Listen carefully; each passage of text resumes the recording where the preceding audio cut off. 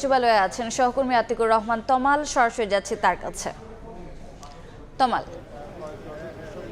হ্যাঁ, যেমনটি শুনছিলেন যে একটি বৈঠক কিন্তু শেষ হয়েছে, অর্থাৎ দুপুর 11:30টায়, বেলা 11:30টায় যে বৈঠকটি শুরু হয়, অর্থাৎ যে বিএনপি যে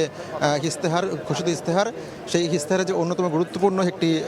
দাবি বা একটি পয়েন্ট, সেটি হচ্ছে যে ফ্যামিলি কার্ড, সেটি নিয়ে যে আন্তঃমন্ত্রণালয়ের বৈঠকটি ছিল সেটি কিন্তু শেষ হয়ে গেছে থেকে, এবং তারপরে প্রতিমন্ত্রীরা বেরিয়ে তারা যেমনটি বলেছেন যে এই রমজানের ঈদের আগে কিন্তু আসলে ফ্যামিলি কার্ডটি পাইলট প্রকল্প হিসেবে হলেও তারা কিন্তু আসলে চান, এই সরকার চায় যে এটি শুরু করতে। এবং আরেকটা বিষয় খুবই উল্লেখযোগ্য যে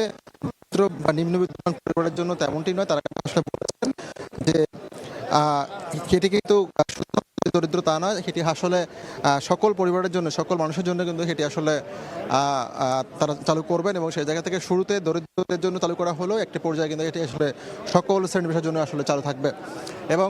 এখন আসলে আরেকটি বৈঠক শুরু হয়েছে, অর্থাৎ তার যে বাবা শহীদ রাষ্ট্রপতি জিয়াউর রহমান, তার যে পথ অনুসরণ করে বৃক্ষরোপণের যে বা খাল খননের যে একটি কর্মসূচি, সেটির যে ইশতেহার ছিল সেটি কিন্তু আসলে তিনি এখন শুরু করেছেন, অর্থাৎ দুপুর 2টোর সময় কিন্তু সেটি শুরু হয়েছে এবং সেটি কিন্তু চলছে। অর্থাৎ এটিও একটি আন্তঃমন্ত্রণালয় বৈঠক, এবং বৈঠক শেষে নিশ্চয়ই মন্ত্রী প্রতিমন্ত্রীরা বেরোবেন, এবং বেরোনোর পরে তারা কিন্তু আসলে বলবেন যে আসলে এই বৈঠকে কোন ধরনের সিদ্ধান্ত হয়েছে। তো সব কিছু মিলিয়ে বলা চলে যে আজকেও কিন্তু আসলে প্রধানমন্ত্রী কিন্তু আসলে সচিবালয়ে কিন্তু ব্যস্ত সময় কিন্তু পার করছেন, এবং সকাল থেকে কিন্তু উনি মোট 3টি বৈঠকে অংশগ্রহণ করছেন। এবং এই বৈঠকগুলোতে আমরা কিন্তু দেখছি যে বিএনপির যে ইশতেহার রয়েছে, সেই ইশতেহারের যে অন্যতম গুরুত্বপূর্ণ পয়েন্টগুলো রয়েছে, সেই পয়েন্টগুলো নিয়ে আসলে আলোচিত হচ্ছে, এবং সেগুলোর যে বাস্তবায়ন প্রক্রিয়া সেটি তারা কিন্তু চান যে আসলে অবিলম্বে শুরু করতে, বা সেটির যে কার্যক্রম সেটি কিন্তু আসলে শুরু করতে চান। তো সেই জায়গা থেকে আমরা দেখছি যে আজকেও কিন্তু আসলে রমজানের যেহেতু শুরুর দিন হলেও কিন্তু তিনি সকালবেলায় এসেছেন, এবং সকালবেলা এসেই যে টিজি হেফাই এবং এনএসআই যে প্রধান রয়েছেন তাদের সাথে কিন্তু তিনি কিন্তু বৈঠক করেছেন, এবং সেই বৈঠকের পর 3 বাহিনীর সঙ্গে কিন্তু তিনি একটি বৈঠক করেন, সৌজন্য সাক্ষাৎটি হয়, এবং তারপরে আসলে সেই বৈঠকগুলো কিন্তু শুরু হয়। এবং সেই বৈঠকের যে আসলে বিষয়গুলো সেটি কিন্তু একটি শেষ হয়ে গেছে বৈঠক, এবং সেই বৈঠকের যে আপডেট সেটি তো আমরা শুনলাম সেই রিপোর্টে, এবং এরপরে যে বৈঠকটি সেটি কিন্তু এখনও চলছে, এবং এটি প্রায় ধারণা করা যায় যে আরও 1 ঘন্টা চলবে, এবং 1 ঘন্টা পরে আসলে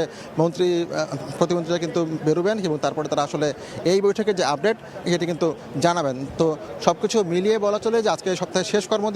শেষ কর্মদিবস এবং রোজার যে শুরুর দিন, এই দিনেও কিন্তু আসলে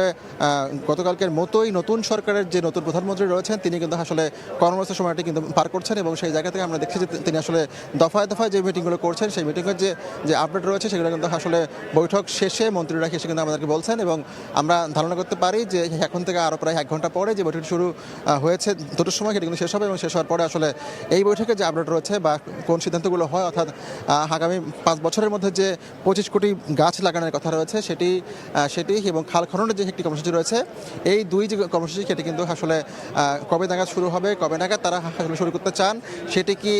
ফ্যামিলি কার্ডের মতোই কি ঈদের আগেই নাকি ঈদের পরেটি শুরু হবে, সেটি কিন্তু আমরা জানতে পারবো। তো সব কিছু মিলিয়ে বলা চলে যে আজকে যে বৈঠকগুলো চলছে সেই বৈঠকে মূলত বিএনপির যে ঘোষিত ইশতেহারগুলো রয়েছে, সেই ইশতেহারের যে গুরুত্বপূর্ণ অংশগুলো রয়েছে, সেই অংশগুলোই মূলত আসলে আলোচিত হচ্ছে, এবং সেগুলোর যে বাস্তবায়ন প্রক্রিয়া, সেই প্রক্রিয়া নিয়ে কিন্তু মূলত এই বৈঠকগুলো অনুষ্ঠিত হচ্ছে। তো আমরা সকাল থেকে দেখছি যে শুধুমাত্র যে এই বৈঠকগুলো তাই নয়, আসলে সেটি ছাড়াও সবগুলো কিন্তু মন্ত্রণালয়ের মন্ত্রীরা কিন্তু আজকে ব্যস্ত সময় কিন্তু পার করছেন। তো সব কিছু মিলে বলা চলে যে অন্যান্য দিনের মতো, অর্থাৎ গতকালকের মতো কিন্তু আজকেও সচিবালয় কিন্তু কর্মচারী রয়েছে, এবং সব মিলিয়ে এই ছিল আমার কাছে এখান থেকে সবশেষ খবর। সরাসরি যুক্ত ছিলাম সচিবালয়ে।